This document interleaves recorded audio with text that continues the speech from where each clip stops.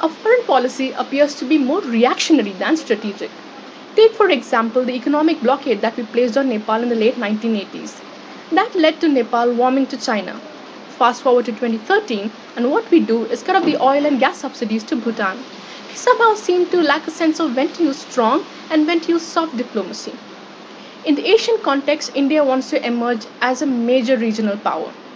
We have a look east policy, but according to a 2010 Gallup report, the societal awareness about India remains dismally low in East and Southeast Asia. Add to that, we haven't quite resolved our border disputes with China, Bangladesh, or for that matter, the Sir Creek and Siachen, which is very doable with Pakistan. In the case of Sri Lanka, we were so busy with domestic politics that, like Burma, we lost Sri Lanka to the Chinese. We have neither realized or exploited the soft power of our culture to the maximum, nor do we engage with organizations like the World Bank or the Asian Development Bank to further our strategic interests. A case of 1971-72 comes to my mind where we freed 90,000 prisoners of war for nothing in exchange. We could have negotiated the LOC with Pakistan, but we didn't do that. Operation Cactus Lily could have been a political victory, but to me, it's a diplomatic disaster. In the international arena, also, India wants to emerge as a force to reckon with. We have aspirations for the UNSC seat and whatnot.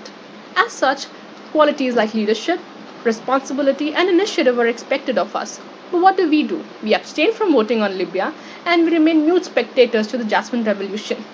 We are the veritable potential superpower, but we buckle to US pressure and reduce our oil imports from Iran, even though it is willing to accept payment in Indian rupees, which is a boon to us, given our current account deficit.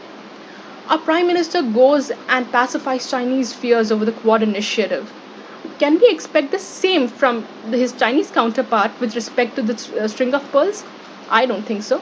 While China is busy stringing its strategy, we are too busy deciding whether our foreign policy be dictated by Nehruvian and Kantian sort of ideals or the realpolitik of the 21st century.